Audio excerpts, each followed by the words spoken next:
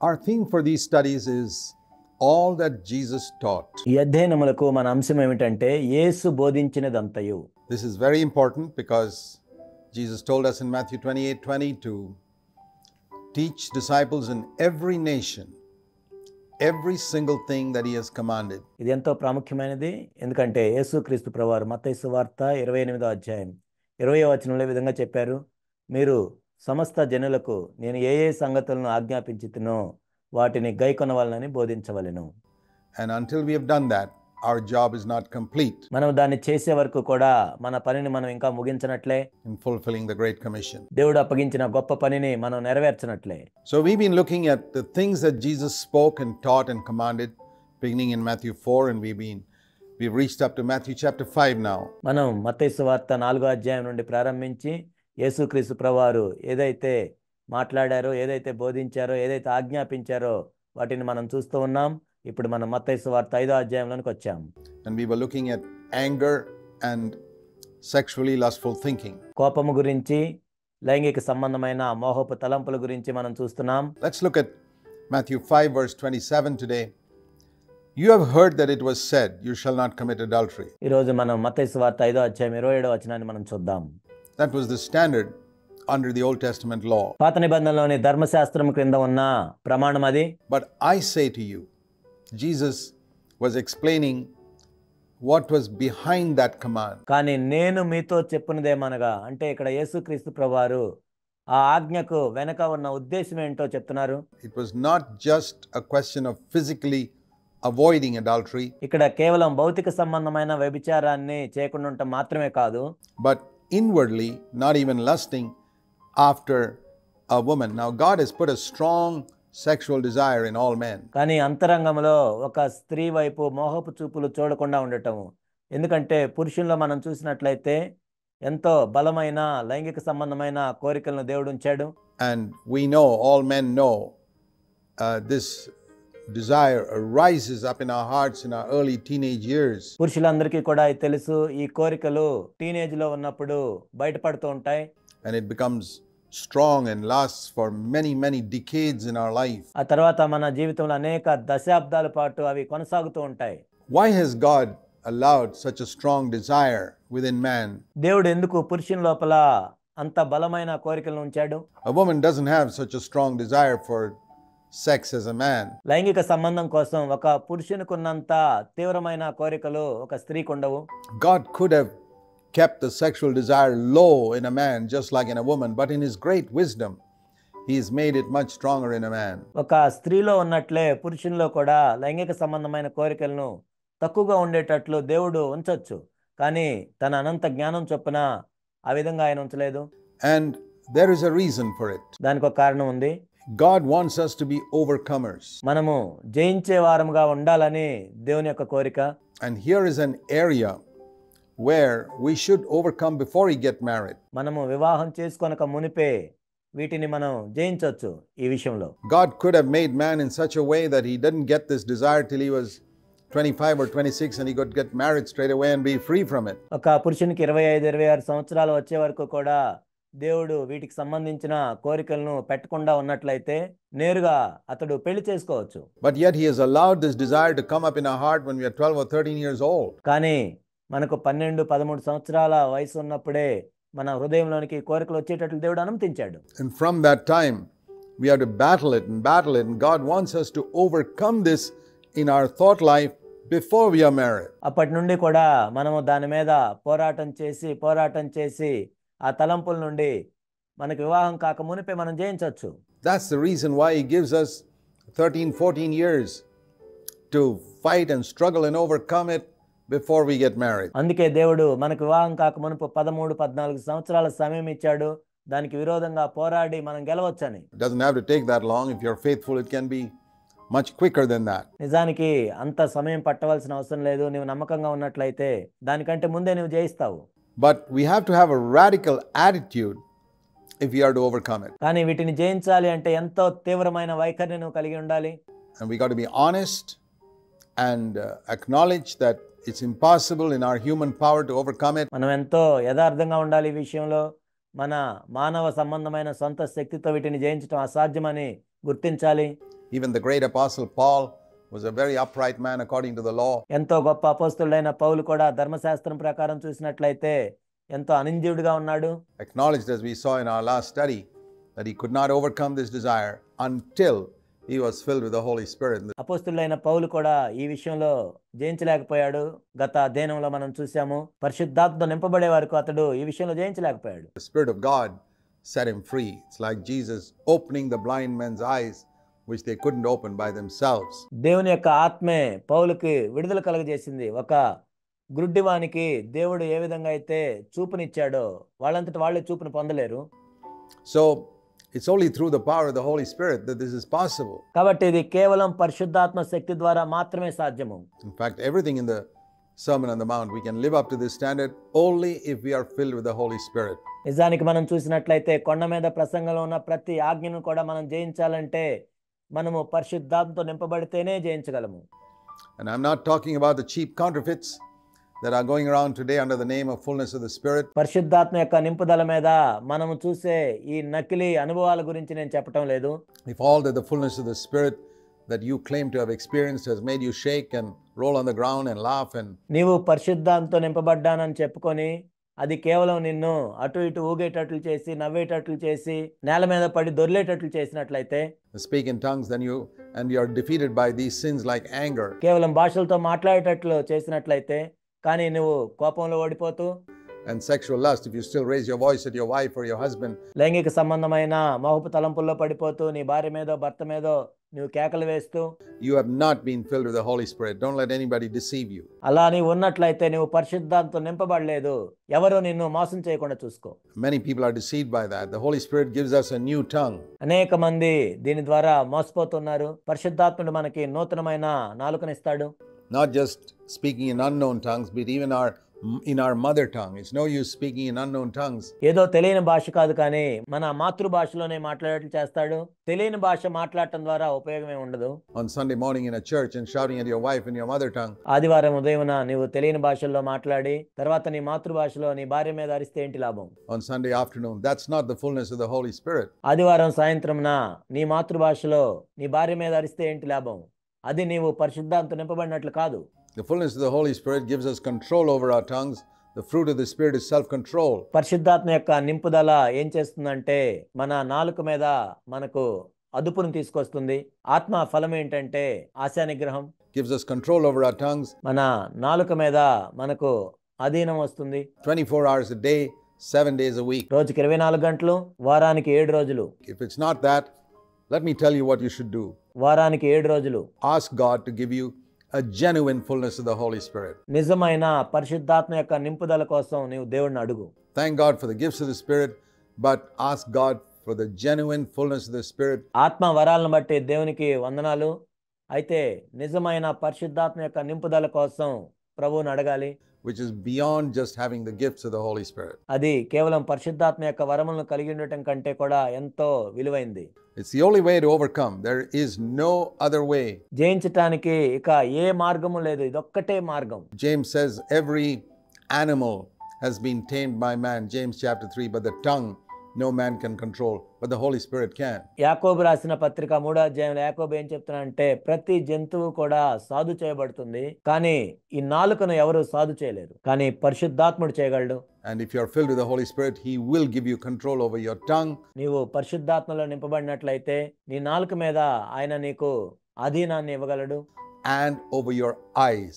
నీ కళ్ళ మీద నీకు అదుపుని ఇవ్వగలడు. These are the two parts of the human body that Jesus spoke of in relation to sin. పాపం విషయానికి సంబంధించి మన శరీరంలో ఈ రెండు అవయవాల గురించి యేసుక్రీస్తు ప్రభువు చెప్పారు. In Matthew 5 verse 21 to 32. మత్తయి సువార్త 5వ అధ్యాయం 21 నుండి 32 వచనాల వరకు.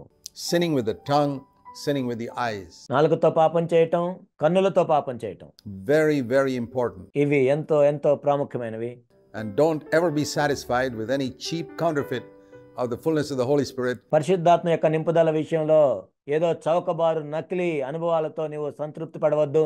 If it does not give you control over your tongue and control over your eyes, go before God. నీ నాలుక మీద నీ కన్నుల మీద నీకు నిగ్రహాన్ని ఇవి ఇవ్వనట్లయితే నీవు దేవుని దగ్గరికి వెళ్ళు. And say, Lord, I've got a cheap counterfeit. I want to be honest with you. I'm just convincing people that I'm filled with the Holy Spirit. It's worth nothing. ప్రభా, నేను చౌకబారు నకిలీ అనుభవాన్ని కలిగి ఉన్నాను, నేను ఇతరులు మోసం చేస్తూ ఉన్నాను, నేను పరిశుద్ధాత్మతో నింపబడ్డానని. I don't want to miss out on the genuine fullness of the Holy Spirit. I'm telling you from my own experience. ఓ ప్రభా, నిజమైన పరిశుద్ధాత్మ యొక్క నింపుదలని నేను కోల్పోకూడదు. నా సొంత అనుభవం నుండి నేను చెప్తున్నాను. When I was a young Christian, I was defeated in these areas. నేను యవన క్రైస్తవుడిగా ఉన్నప్పుడు ఈ విషయాల్లో నేను ఓడిపోయాను. Tongue and eyes. నాలుక విషయంలో, కన్నుల విషయంలో. I sought for the fullness of the Holy Spirit, and people sent me to some different assemblies to seek for it. నేను పరిశుద్ధాత్మ యొక్క నింపుదల కోసం చూస్తున్నప్పుడు వేరే వాళ్ళు ఏం చెప్పారంటే పలానా సంఘాలకు వెళ్ళి చూడమన్నారు. And I was so disappointed with what I saw there. I heard a lot of noise. నేను అక్కడ చూసిన దాన్ని బట్టి ఎంతో నిరాశపడ్డాను. ఎంతో గొప్ప శబ్దాలను నేను విన్నాను. కానీ And I said, Lord, this is not what I'm looking for. I'm looking for power to overcome sin. ఓ ప్రభా, నేను చూసేది దీనికోసం కాదు, పాపాన్ని జయించడానికి కావాల్సిన శక్తి కోసం నేను చూస్తున్నాను. And I said, Lord, if it takes 10 years, I want the real thing. ఓ ప్రభా, దీనికోసం 10 సంవత్సరాలు పట్టినా సరే నాకు నిజమైనదే కావాలి. I want what Peter, James and John got on the day of Pentecost. Pentecost దినాన పేతురు, యాకోబు, యోహాన్లు దేనితైతే నింపబడ్డారు నాకు అదే కావాలి. Not the cheap counterfeit చౌకబారైన నకిలీ అనుభవాలు కాదు. that's going around the world today. ఈనాడు లోకంలో జరుగుతున్న చౌకబారు నకిలీ అనుభవాలు కాదు. The devil wants people to be satisfied with some counterfeit. అపవాది ఏం చేస్తాడంటే ప్రజలు నకిలీ దాంతో తృప్తి పడాలని చూస్తూ ఉంటాడు. How careful we are. If you're going to buy gold or diamonds, how careful you would be to ensure that you don't get a counterfeit. బంగారం, వజ్రాలు కొనేటప్పుడు మనం ఎంత జాగ్రత్తగా ఉంటామో కదా, నకిలీవి మనం కొనకూడదని. Even currency notes, if you know there's a lot of counterfeit currency going around, you'll be careful to look at the 500 rupee notes you pick up. Currency నోట్ల విషయంలో కూడా ఎన్నో నకిలీ కరెన్సీ నోట్లు తిరుగుతున్నాయి కాబట్టి 500 రూపాయలు మనం చూస్తున్నప్పుడు ఎంతో జాగ్రత్తగా చూస్తాం. How much more careful we need to be about something that concerns our eternal destiny. మరి మన నిత్యత్వం విషయంలోకి వచ్చేసరికి మనం ఎంత జాగ్రత్తగా ఉండాలో కదా. The genuine fullness of the Holy Spirit. I want to encourage you, my dear friends. నిజమైన పరిశుద్ధాత్మ యొక్క నింపుదల. నా ప్రియ స్నేహితులారా, నేను మిమ్మల్ని ప్రోత్సహిస్తూ ఉన్నాను. Don't be satisfied with a counterfeit. నకిలీ అనుభవాలతో మీరు తృప్తి పడవద్దు. If you're not satisfied with counterfeit gold and diamonds and currency notes, how much more you should not be satisfied with counterfeit in the area of the fullness of the Spirit. బంగారం విషయంలో, వజ్రాల విషయంలో, currency నోట్ల విషయంలో నకిలీ వాటితో మీరు తృప్తి పడకుండా ఉంటారు. మరి పరిశుద్ధాత్మ విషయంలో మీరు నకిలీ దాంతో తృప్తి పడకూడదు. This is the test. Has the Spirit of God set you free from the law of sin and death? Romans 8 verse 2. ఇదే పరీక్ష. దేవుని యొక్క ఆత్మ పాప మరణముల నియమము నుండి మిమ్మల్ని విడిపించిందా లేదా? రోమీయులకు రాసిన పత్రిక 8వ అధ్యాయం 2వ వచనం. That's the test. ఇదే పరీక్ష. So coming now to Matthew chapter 5. మత్తయి సువార్త 5వ అధ్యాయం. Jesus says, everyone who looks on a woman to lust after her has already committed adultery with her in her heart. ఇక్కడ యేసుక్రీస్తు ప్రభువారు ఏం చెప్తున్నారంటే, ఒక స్త్రీని మోహపు చూపుతో చూచు ప్రతివాడు అప్పుడే తన హృదయమందు ఆమెతో వ్యభిచారం చేసిన వాడగును. And we need to go to God for deliverance from this. దీని నుండి విడుదల పొందడానికి మనం దేవుని దగ్గరికి వెళ్ళాలి. And the one way, the first step is to be honest. ఇందులో మొట్టమొదటి అడుగు ఏంటంటే యథార్థంగా, నిజాయితీగా ఉండటం. ఈ విషయంలో In anger, be honest. Go to the person you're wrong and say, brother, I'm sorry. Sister, I'm sorry. కోపం విషయంలో కూడా యథార్థంగా ఉండాలి. నీవు ఎవరి మీద అయితే కోపడ్డావో ఆ సహోదరి దగ్గరికో వెళ్ళి క్షమించమని అడగాలి. To your wife and say, I'm sorry for the way I spoke. లేక నీ భార్యతో నీ విధంగా చెప్పాలి, నేను మాట్లాడిన దాన్ని బట్టి నేను చింతిస్తున్నానని. And if you sin 10 times a day in anger, go 10 times to that person and say you're sorry. రోజుకి 10 సార్లు ఆ వ్యక్తికి విరోధంగా నీవు కోపడినట్లయితే ఆ 10 సార్లు కూడా వెళ్ళి క్షమాపణ అడగాలి. I tell you, when God sees your honesty and your humility, He will give you power to be free from it. నేను చెప్పేది ఏంటంటే, నువ్వు యథార్థంగా ఉండటాన్ని, నిజాయితీగా ఉండటాన్ని దేవుడు చూసినప్పుడు పరిశుద్ధాత్మతో దేవుడిని నింపుతాడు. But if you cover up and excuse and say it was justified, why I got angry, etc., etc. కానీ దాన్ని నువ్వు కప్పివేసి అసలు నాకు ఎందుకు కోపం వచ్చిందని దాన్ని నీకు నువ్వు సమర్థించుకొని అలా చేసినట్లయితే you will never be free. నువ్వు ఎన్నటికీ విడుదల పొందలేవు. The only time you're justified in anger is when it concerns the glory of God and not when it concerns yourself. దేవుని మహిమ నిమిత్తము నీవు కోపడినప్పుడు మాత్రమే ఆ కోపం విషయంలో నువ్వు సమర్థించుకోవచ్చు. కానీ నీకు సంబంధించిన విషయాల్లో నీవు కోపపడినట్లయితే నీవు సమర్థించుకోకూడదు. When it comes to lusting after women, you're never justified. స్త్రీని మోహపు చూపు చూసే విషయంలో కూడా నువ్వు ఎప్పటికీ సమర్థించుకోకూడదు. You can look at your wife and admire her, but not any other woman. నీ భార్యను నువ్వు చూసి అభినందించవచ్చు, కానీ వేరే స్త్రీని కాదు.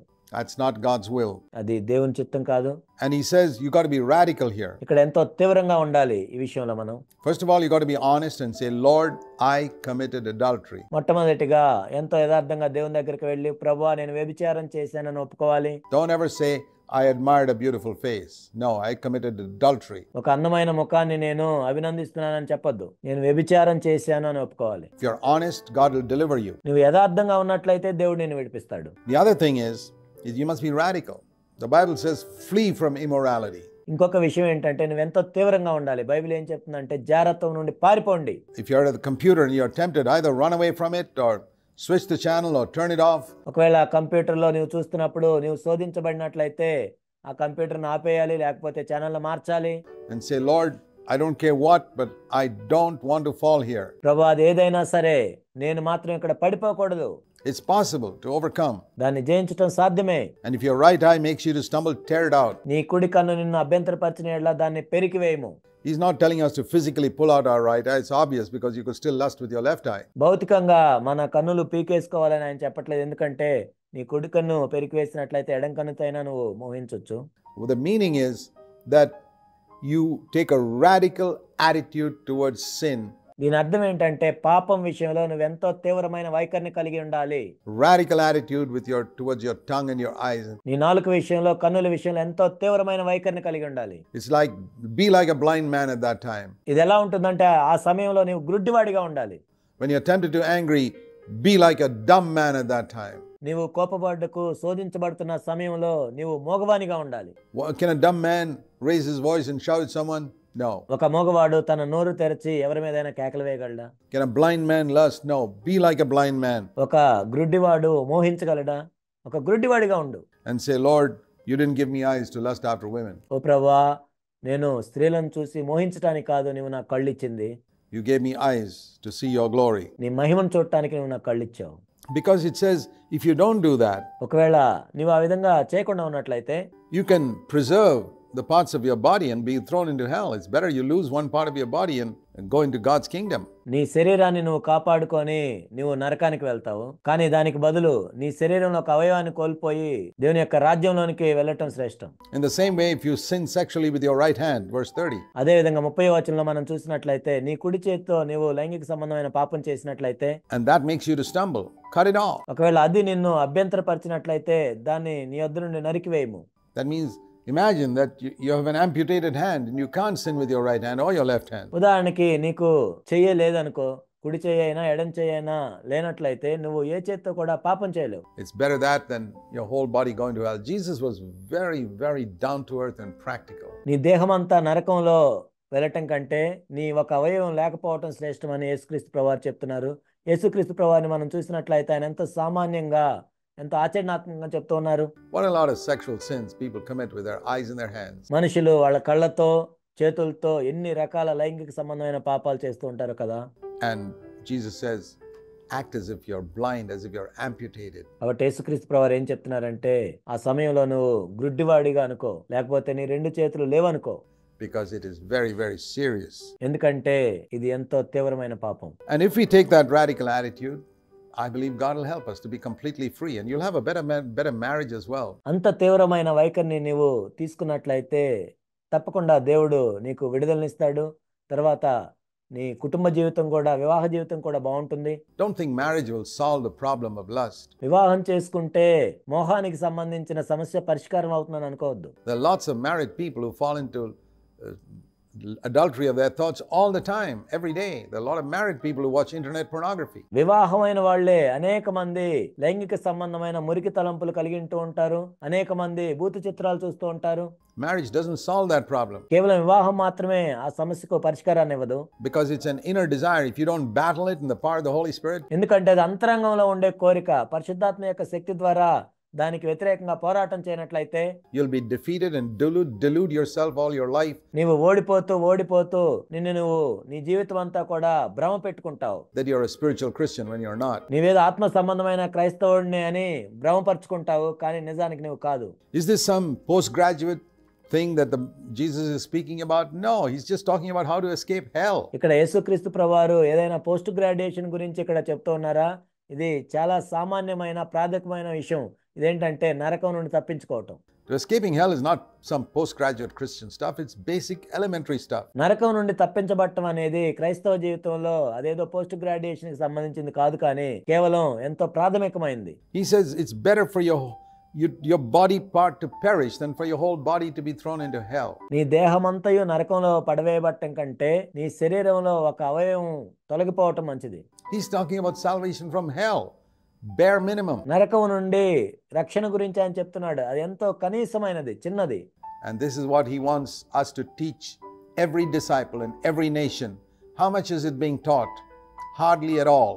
సమస్త శిష్యులకు వీటినే బోధించమని ప్రభు చెప్తున్నారు. మరి ఇది ఎంత ప్రకటించబడుతుంది? మనం చూసినట్లయితే దాదాపుగా ఎవరు దీన్ని ప్రకటించడం లేదు. And that's why I personally have been commissioned by the Lord, personally in my own ministry, to keep emphasizing it. అందుకే వ్యక్తిగతంగా వీటి గురించి చెప్పడానికి ప్రభు నాకు వీటిని అప్పగించాడు. Then he goes on to say about another type of adultery. ఆ తర్వాత ఇంకొక రకమైన వ్యభిచారం గురించి ఆయన చెప్తున్నారు. In Matthew chapter 5 verse 31. మత్తయి సువార్త 5వ అధ్యాయం 31వ వచనం. He says in the Old Testament standard was, if you send your wife away, పాత నిబంధన ధర్మశాస్త్రం ప్రకారం ఒకవేళ నీ భార్యను నువ్వు విడనాడినట్లయితే give her a certificate of divorce. It was not that God was telling people to divorce their wives. ఆమెకు పరిత్యాగ పత్రిక ఇవ్వాలి అంటే ఇక్కడ దేవుడు నీ భార్యకు విడాకులు ఇవ్వొచ్చని చెప్పటం లేదు. He was not even permitting divorce like the Pharisees said. పరిసయ్యులు చెప్పినట్లుగా విడాకులు తీసుకోమని దేవుడే అనుమతించటం లేదు. God never wanted man to divorce his wife, not from the time he created Adam and Eve. దేవుడు ఆదాము హవ్వల్ని సృష్టించినప్పటి నుంచి కూడా ఏ భార్యాభర్త కూడా విడాకులు తీసుకోవాలని దేవుడు అనుకోవటం లేదు. God did not make two women for Adam and say, choose which one you want. If you get fed up with one, choose the other. He made only one woman for Adam. దేవుడు ఆదాము కోసం ఒక స్త్రీని సృష్టించాడు, కానీ ఇద్దరు స్త్రీలను సృష్టించి ఒకవేళ ఒక స్త్రీతో నీకు ఇబ్బందిగా ఉన్నట్లయితే ఇంకో స్త్రీ దగ్గరికి వెళ్ళమని చెప్పలేదు. And he's made one woman to be your wife. That's God's will. Jesus said that very clearly in Matthew 19. ఒక్క స్త్రీ మాత్రమే నీకు భార్యగా ఉండాలనేది దేవుని యొక్క చిత్తమైనది మత్తయి సువార్త 19లో మనం చూస్తాం. But Satan has led man astray, and it's a fact that people divorce, and so కానీ సైతాను మానవుల్ని దారి తొలగించాడు కాబట్టి మనుషులు విడాకులు తీసుకుంటున్నారు, అది నిజం. the law which is mentioned here ఇక్కడ రాయబడిన ధర్మశాస్త్రంలోని నియమం ఏంటంటే in verse 31, which is a quotation from Deuteronomy 24. If you read Deuteronomy 24, ఇక్కడ 31వ వచనంలో రాయబడినది ద్వితీయోపదేశకాండం 24వ అధ్యాయంలో ఉంటుంది. దాన్ని మనం చదివినట్లయితే it doesn't say God permitted divorce. God said if you do divorce your wife, అక్కడ ఏం చెప్పబడిందంటే నీ భార్యకి విడాకులు ఇవ్వమని అక్కడ దేవుడు ఏం చెప్పలేదు, కానీ ఒకవేళ నువ్వు విడాకులు ఇచ్చినట్లయితే out of your own choice, at least give her a certificate of divorce. నీ సొంత చిత్తం ప్రకారం నీవు ఆ విధంగా చేసినట్లయితే నీవు పరిత్యాగ పత్రికను ఇవ్వాలి కనీసం, that she can go away decently. కాబట్టి ఆమె గౌరవంగా బయటికి వెళ్ళొచ్చు. That's what he was saying. ఇక్కడ అదే ప్రభు చెప్తున్నారు. Whoever sends his wife away, let him give her a certificate of divorce, which is different from permitting divorce. తన భార్యను విడనాడువాడు ఆమెకు పరిత్యాగ పత్రికను ఇవ్వవలను. ఇదేంటంటే విడాకులు ఇవ్వమని అనుమతించినట్లు కాదు. But he says, I say to you, I'm raising the standard. కానీ నేను మీతో చెప్పుందేమనగా నా ప్రమాణాలు నేను పెంచుతున్నాను. You can't just get away with giving a certificate of divorce. I say to you that if you divorce your wife, except for the cause of unchastity, you are making her commit adultery. నీవేదో కేవలం పరిత్యాగ పత్రిక ఇచ్చి నువ్వు వెళ్ళలేవు. నేను మీతో చెప్పుందేమనగా వ్యభిచార కారణమును బట్టి గాక తన భార్యను విడనాడు ప్రతివాడును ఆమెను వ్యభిచారిణిగా చేయుచున్నాడు. And if you marry a divorced woman, you are committing adultery. విడనాడబడిన దాన్ని పెండ్లాడువాడు వ్యభిచరించుచున్నాడు. Now you cannot lower that standard. It's being lowered all over in Christendom, particularly in Western Christianity today. ఈ ప్రమాణాలను నువ్వు తగ్గించకూడదు. మనం చూసినట్లయితే క్రైస్తవత్వంలో ఈనాడు ఆ ప్రమాణాలు ఎంతో తగ్గించబడ్డాయి. ముఖ్యంగా పాశ్చాత్య దేశాల్లో మనం దీన్ని చూస్తూ ఉంటాం. But you cannot change God's word. Let God be true and every man a liar. కానీ దేవుని యొక్క వాక్యాన్ని నువ్వు మార్చకూడదు. దేవుడే సత్యవంతుడు, మిగిలిన వారందరూ కూడా అబద్ధికులు. It doesn't matter if 90% of Christendom accepts divorce, it is still against the word of God. 90% మంది క్రైస్తవులు విడాకులు తీసుకోవటాన్ని అనుమతించినా కానీ అది దేవుని యొక్క వాక్యానికి విరుద్ధమే. We have the tragic situation today of Christians, well-known Christian leaders and preachers disobeying the word. ఇదెంతో విచారించదగిన విషయం. ఎంతో పేరు ప్రఖ్యాతులుగాంచిన క్రైస్తవులు, క్రైస్తవ నాయకులే దీనికి అవిధేయత చూపిస్తున్నారు.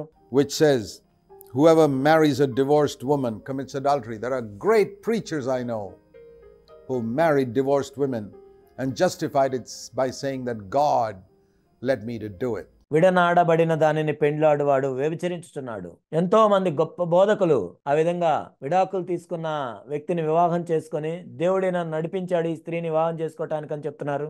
Imagine using the name of God to justify one's own desire and lust. ఒకరి సొంత కోరికలు మోహాన్ని తీర్చుకోవటానికి దేవుని యొక్క పేరుని వాళ్ళు ఉపయోగించుకుంటున్నారు. చూడండి ఒకసారి.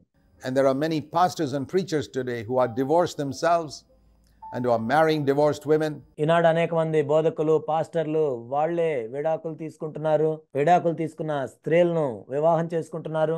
Completely ignoring scripture. This is a day when reverence for God and His word has disappeared completely. దేవుని యొక్క వాక్యాన్ని వాళ్ళు నిరర్ధకం చేస్తూ ఉన్నారు. దేవుని యొక్క వాక్యానికి ఉన్న ఘనతను విలువను వాళ్ళు ఏమి పట్టించుకోవటం లేదు. And there's a great need to come back to what Jesus said.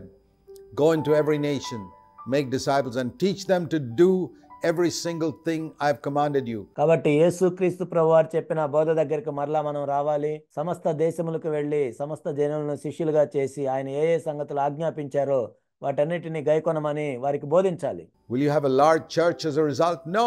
Many people will get offended and leave your church. దాని ఫలితం ఏమవుతుంది? పెద్ద సంఘంగా ఉంటుందా మీది? లేదు, అనేక మంది అభ్యంతరపడి మీ సంఘం నుండి వెళ్ళిపోతారు. Because this way to life is very narrow and few there be that find it. ఎందుకంటే జీవమునకు పోవు మార్గము ఎంతో సంకుచితమైంది, దాన్ని కనుగొని వారు కొందరే. Is the Lord interested in a large church?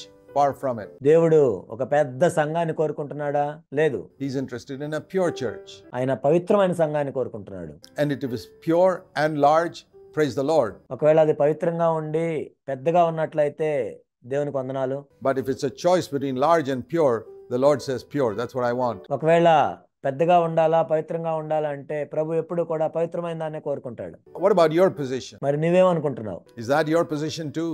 The vast majority of pastors and preachers do not preach the whole truth because they are afraid some people will leave their congregations. నీవు కూడా అలానే కోరుకుంటున్నావా? ఈనాడు అనేక మంది పాస్టర్లు బోధకులు దీన్ని బోధించడానికి భయపడతారు, ఎందుకంటే వాళ్ళ సంఘాల నుండి అనేకులు వెళ్ళిపోతారని. Your congregation will become a better congregation when those people leave. నిజానికి వాళ్ళు వెళ్ళిపోతే మీ సంఘమే ఇంకా శ్రేష్టంగా ఉంటుంది. Don't you pull the weeds out of your garden to keep your garden fresh and proper? మీ తోట బాగుండాలని మీరు కలుపు మొక్కలను తీసేరా? Well, that's what needs to be done in a church too. సంఘంలో కూడా అలా చేయాలి. So, here's the standard. God hates divorce. కాబట్టి ఇక్కడ దేవుని యొక్క ప్రమాణాన్ని మనం చూస్తూ ఉన్నాం. దేవుడు విడాకుల్ని ద్వేషిస్తాడు. He said that in Malachi. I hate divorce. Even in the Old Testament, he hated it. పాత నిబంధనలో మలాకీ గ్రంథంలో ఆయన చెప్పారు. పాత నిబంధనలో కూడా ఆయన ద్వేషించాడు. నేను విడాకుల్ని ద్వేషిస్తున్నాను. And Jesus makes it very clear that anyone who divorces is committing adultery. ఇక్కడ యేసుక్రీస్తు ప్రభువారు ఎంతో స్పష్టంగా చెప్తున్నారు. తన భార్యను విడనాడు ప్రతి వాడును ఆమెను వ్యభిచారిణిగా చేయుచున్నాడు. Verse 32. 32వ వచనం. So there are two adulteries spoken of here. ఇక్కడ రెండు రకాల వ్యభిచారముల గురించి చెప్పబడింది. One is to lust after a woman. ఒకటేమో ఒక స్త్రీని మోహించటం. He said that is equal to committing adultery. Verse 28. అది వ్యభిచారం చేయటంతో సమానం. 28వ వచనం. The other is divorce. That's also equal to adultery. రెండోది విడాకులు ఇవ్వటం, అది కూడా వ్యభిచారంతో సమానం. So here's adultery number 1 and adultery number 2. ఇక్కడ ఒకటవ వ్యభిచారము, రెండవ వ్యభిచారం. I've heard many people ask me this question. What is the stand of your church on divorce? A lot of people send me emails on that. నన్ను చాలా మంది ఈ విధమైన ప్రశ్న అడిగారు. మీ సంఘంలో విడాకుల గురించి మీ ప్రమాణాలు ఏంటి? చాలా మంది నాకు ఈమెయిల్స్ కూడా పంపించారు. But I've never till today had anybody ask me this question.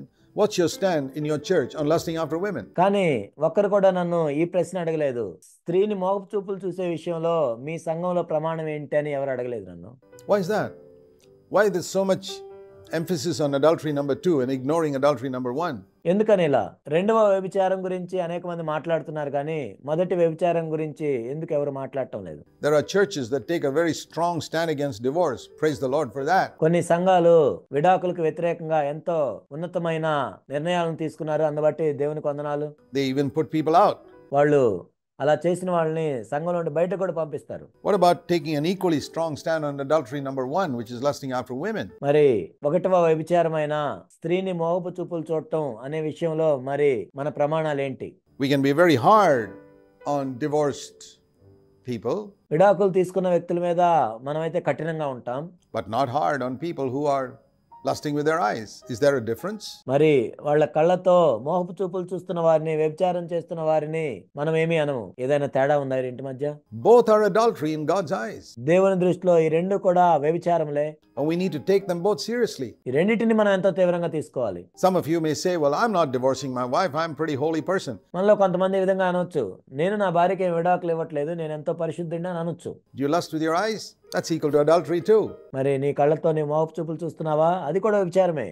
Why is it that so many Christians who would never dream of divorcing their wife ఎందుకు మరి అనేక మంది క్రైస్తవులు మనం చూసినట్లయితే వాళ్ళ భార్యకు విడాకులు ఇవ్వటం అనేది కనీసం కల్లో కూడా వాళ్ళు ఊహించలేరు, lust with their eyes, even though they are married? కానీ వాళ్ళ కళ్ళతో మోహపు చూపులు చూస్తుంటారు, వాళ్ళకి వివాహమైనా సరే. Because they have not seen that both are equally adultery. ఎందుకంటే ఆ రెండు కూడా వ్యభిచారములే అనేవి వాళ్ళు చూడలేదు. They have not taken God's word exactly as it is. దేవుని యొక్క వాక్యాన్ని ఉన్నదన్నట్లుగా ఖచ్చితంగా వాళ్ళు తీసుకోలేదు.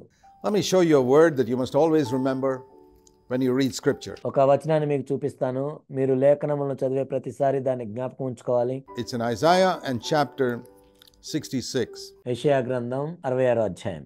I believe this has reference to building the church. నేను అనుకునేది ఏంటంటే సంఘమును కట్టే విషయంలో ఇది ఒక రెఫరెన్స్ అని. My own burden in the last 35 years has been to make disciples, గత 35 సంవత్సరాలుగా నేను కలిగి ఉన్న భారం ఏంటంటే శిష్యులను తయారు చేయటం, to fulfill that part of the Great Commission which has been neglected. దేవుడు అప్పగించిన గొప్ప పనిలో నిర్లక్ష్యం చేయబడిన ఆ భాగాన్ని చేయాలని. Matthew 28 verse 18 to 20. మత్తయి సువార్త 28వ అధ్యాయం 18 నుండి 20 వచనాలు.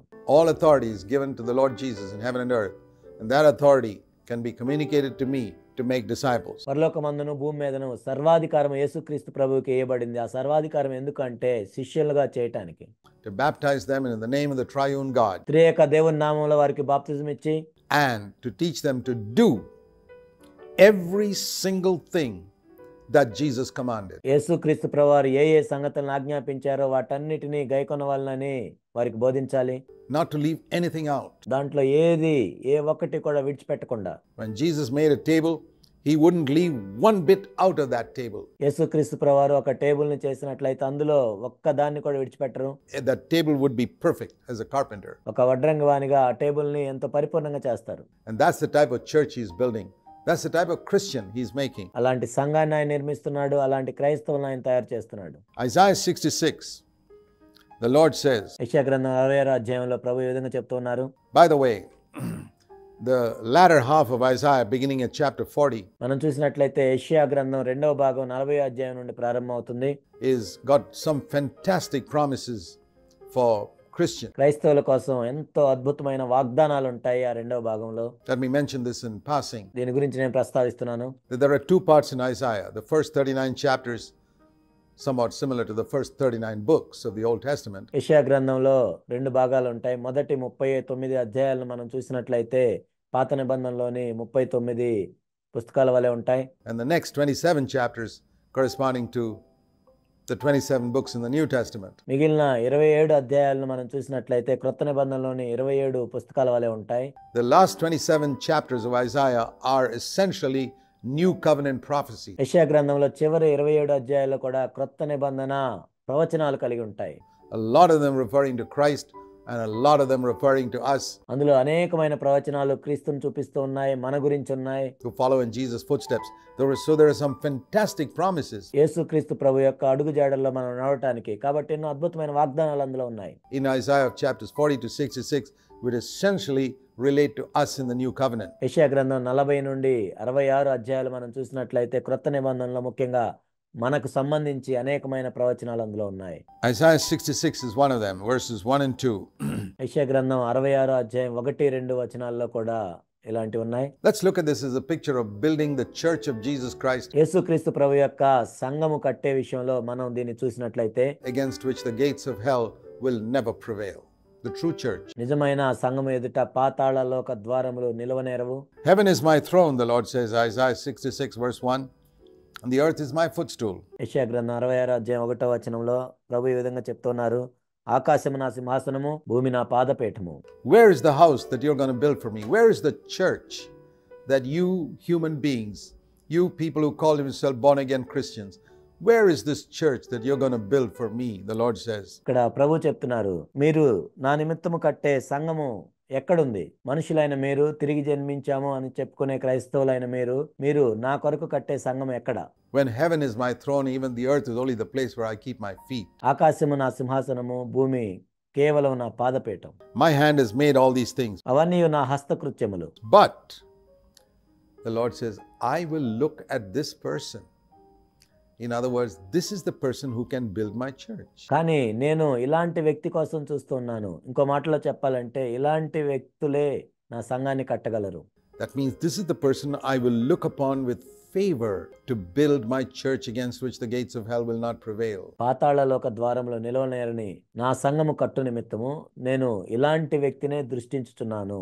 A church against which Satan cannot infiltrate with anger and lust and adultery and lying and stealing, all these wretched things that are found in the race of Adam. సైతాను కోపంతో, వ్యభిచారంతో, మోహముతో కల్తీ చేయకుండా అబద్ధాలు చెప్పటం, దొంగిలించటం, ఇలాంటివన్నీ మనము ఆదాము యొక్క సంతతిలో కనుగొనే విషయాలన్నిటిని కూడా. I will look at the one who is humble and contrite of spirit. ఎవడు దీనుడై నలిగిన హృదయం గలవాడై ఉంటాడు. Number one quality, humility and contrition or brokenness of spirit. కాబట్టి మొదటి లక్షణం ఏంటంటే దీనత్వము, నలిగిన హృదయము. God looks at people who have a low opinion of themselves, not low self-esteem. ఎవరైతే తమ గురించి తాము తక్కువ అభిప్రాయం కలిగి ఉంటారో వాళ్ళ కోసం దేవుడు చూస్తున్నాడు. వాళ్ళని గురించి వాళ్ళు తక్కువ చేసుకోవటం కాదు. Jesus did not have low self-esteem. యేసుక్రీస్తు ప్రభువారు తను తాను ఎప్పుడు తక్కువ చేసుకోలేదు. He was the Son of God. He told his disciples, I am your Lord and Master. You call me that and so I am. ఆయన దేవుని కుమారుడై ఉన్నాడు.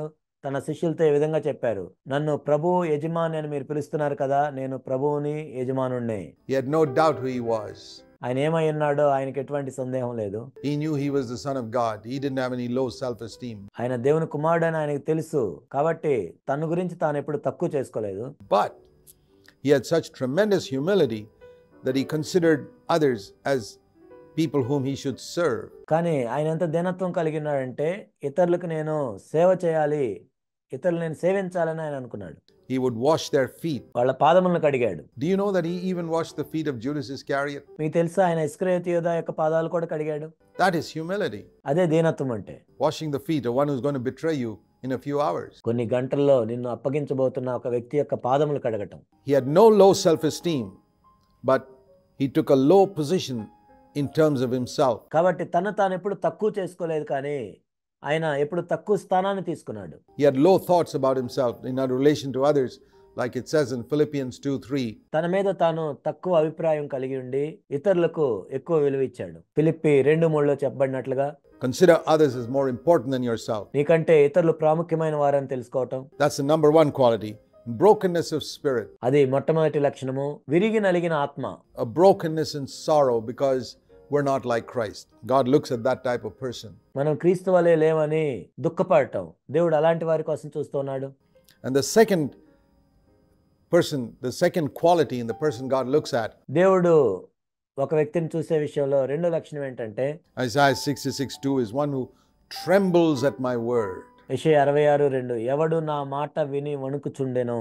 This is so important, and that was the point I was referring to in relation to what we were studying in Matthew chapter 5. ఇది ఎంతో ప్రాముఖ్యమైనది. అదే నేను మత్తయి సువార్త 5వ అధ్యాయంలో మనం చూస్తూ ఉన్నప్పుడు దానికి సంబంధించి దీని గురించి చెప్తూ ఉన్నాను. When you read words like this, do you tremble at God's word? నీవు ఇలాంటి వచనం చదువుతున్నప్పుడు దేవుని యొక్క వాక్యం విని నువ్వు వణుకుచున్నావా? You tremble at the word which says in Matthew 5 that if you get angry and you speak out in that anger to a person, you're guilty enough to go to hell. మత్తయి సువార్త 5వ అధ్యాయంలో మనం ఇలాంటి వచనం చదివినప్పుడు నీ సహోదరుని మీద నీవు కోపపడి ఆ కోపంతో నీవు మాట్లాడినప్పుడు నీవు నరకానికి వెళ్ళే ప్రమాదం ఉందని చెప్పినప్పుడు ఆ మాట విని నువ్వు వణుకుచున్నావా? Do you tremble at a word which says that if you don't take a radical attitude to cut off bodily members that స్త్రీని మోహపు చూపు చూసే విషయంలో నీ శరీర అవయవాలకు సంబంధించి నీవు తీవ్రమైన వైఖరిని కలిగి ఉన్నట్లయితే cause you to lust with your eyes after and commit sexual sin, your eyes or your hands, you must take a radical attitude towards that. నీ కన్నులతో నీ చేతులతో నీవు లైంగిక సంబంధమైన పాపములు చేస్తూ ఉన్నప్పుడు ఆ విషయంలో నీవు తీవ్రంగా లేనట్లయితే Otherwise you'll go to hell. Do you tremble at that word? I find, to tell you honestly, నీవు నరకానికి వెళ్తావు అనే వాక్యాన్ని నువ్వు చదివినప్పుడు ఆ మాట విని నీవు వణుకుతున్నావా? I find very few Christians who tremble at that word. నేను ఎంతో యథార్థంగా చెప్తున్నాను, ఆ మాట విని వణికే క్రైస్తవులు నేను చాలా తక్కువ మందిని చూశాను. Even those who have heard me preach on this for years. అనేక సంవత్సరాలుగా నేను దీని గురించి చెప్తున్నా, నేను చెప్తున్నది వినేవాళ్ళు కూడా. I'm sorry to say that. నేను ఎంత విచారిస్తున్నాను చెప్పడానికి. Even in some of the churches I have responsibility for, నేను బాధ్యత కలిగి ఉన్న కొన్ని సంఘాల విషయంలో కూడా there are people who have heard me preach against this for 25 years and they still do not tremble at this word. దీనికి వ్యతిరేకంగా నేను 25 సంవత్సరాల నుంచి బోధిస్తున్నా, అది విన్నవాళ్ళు కూడా ఈ వచనాన్ని చూసి వాళ్ళు భయపడరు. That is the condition of a lot of Christians. అనేక మంది క్రైస్తవుల యొక్క పరిస్థితి ఇది. They've got that knowledge, but they take it lightly. దానికి సంబంధించిన తెలివితేటలు వీళ్ళు కలిగి ఉంటారు, కానీ దాన్ని ఎంత తేలిగ్గా తీసుకుంటారు. How can you take sin lightly when you see the price that Christ paid on the cross? ఆ సిలువలో క్రీస్తు చెల్లించిన వెలను చూసి కూడా పాపాన్ని అంత తేలిగ్గా ఎలా తీసుకుంటావు? To deliver us from sin. మనల్ని పాపం నుండి విడిపించడానికి కదా ఆయన అంత వెల చెల్లించాడు. There's a hymn which I often sing to myself, ఒక పాట ఉంది, నేను ఎప్పుడు ఇలా పాడుకుంటూ ఉంటాను, which says, ever when tempted, make me see. నేను ఎప్పుడు శోధించబడినా నేను ఈ విధంగా చూడటానికి సహాయం చేయండి. Lord, help me to see my God alone, ప్రభువా ఇది నేను చూడటానికి సహాయం చేయండి. outstretched and bruised నా దేవుడు చేతులు చాచి ఆయన నల్లగొట్టబడ్డాడు, and bleeding on the earth he made, ఆయన సృష్టించిన ఈ భూమి మీద ఆయన రక్తం కార్చాడు. and make me feel it was my sin as though no other sins were there. ఇక ఏ పాపము లేనట్లుగా నా పాపము కొరకే ఆయన ఈ విధంగా చేశాడు. That was to him who bears the world, a load that he could scarcely bear. ఈ లోకమునే మోస్తున్న ఆయన నా పాప భారాన్ని మోస్తూ ఉన్నాడు. I sing that many a time to myself to show me అనేక సంవత్సరాలు నేను ఈ పాట పాడుకుంటూ ఉన్నాను. how my Lord, who could bear the load of this universe on his shoulder, couldn't bear the load of my sin. ఈ విశ్వాన్ని ఆయన భుజాల మీద మోసే నా దేవుడు నా పాప భారాన్ని మోయలేకపోయాడు. It crushed him on Calvary. ఆ కలువరి శిలువలో ఆయన్ని నలగొట్టింది అది. And that's what's helped me to have a tremendous hatred for sin, పాపాన్ని ద్వేషించటానికి ఇది నాకు ఎంతో సహాయం చేసింది. to make me tremble at God's word. దేవుని యొక్క వాక్యాన్ని చదివి నేను భయపడటానికి, వణకటానికి. And this is what makes me have a burden to educate Christians, to see that, to help them to know that sin కాబట్టి పాపము ఎంత తీవ్రమైందో నేను ఇతర క్రైస్తవులకి బోధించటానికి, వారికి సహాయం చేయటానికి. lusting with your eyes is worse than getting AIDS. నీ కళ్ళతో నీవు మోహపు చూపులు చూడటం అనేది ఎయిడ్స్ రావటం కంటే ఎంతో భయంకరమైంది. Is worse than getting cancer. Cancer రావటం కంటే ఎంతో భయంకరమైంది. I wish you would understand that. మీరు ఇది అర్థం చేసుకోవాలని నేను అనుకుంటున్నాను. The day you understand that, you would take it radically. ఎప్పుడైతే మీరు దీన్ని అర్థం చేసుకుంటారో అప్పుడు తీవ్రంగా మీరు తీసుకుంటారు. You wouldn't play the fool with syringes that people who have AIDS have been injecting themselves with. AIDS వచ్చిన ప్రజలు వాడిన సిరంజీలను మీరు పట్టుకొని వాటితో ఆడుకోరు. Or drugs. లేక వాళ్ళు వాడిన మందులు కానీ అలాంటివి మీరు తీసుకోరు. You wouldn't ever use that syringe to inject yourself with anything. ఆ సిరంజి తీసుకొని మీరు injection చేయించుకోరు. You would know that that could hurt you. You could get AIDS just from a needle. ఒక సూది ద్వారానే మీకు కూడా ఎయిడ్స్ వస్తుందని మీకు తెలుసు. Why are you so careful about that and not careful about something far worse than AIDS? మీరు ఆ విషయంలో ఎంతో జాగ్రత్తగా ఉంటారు, మరి ఆ ఎయిడ్స్ కంటే ఎంతో దౌర్భాగ్యమైన దాని గురించి మీరు ఎందుకు జాగ్రత్తగా ఉండరు? I'll tell you why. Because you don't believe that sin is worse than AIDS and cancer. ఎందుకో నేను చెప్తాను. ఎందుకంటే ఎయిడ్స్ కంటే క్యాన్సర్ కంటే పాపం ఎంతో భయంకరమైందని మీరు నమ్మట్లేదు. You don't tremble at God's word. I have learned to believe that. దేవుని యొక్క వాక్యాన్ని విని మీరు వణకరు, కానీ నేను దీన్ని నమ్ముతున్నాను. And that's why I'm extremely careful with these sins. Anger, to me, lusting after women is equal to divorcing my wife. అందుకే నేను ఈ పాపముల విషయంలో ఎంతో జాగ్రత్తగా ఉంటాను. కోప్పడే విషయంలోను నా మట్టుకైతే మోహపు చూపులు చూడటం అనేది నా భార్యకు నేను విడాకులు ఇవ్వడంతో సమానం. Both are called adultery. రెండు కూడా వ్యభిచారం అనే పిలువబడ్డాయి.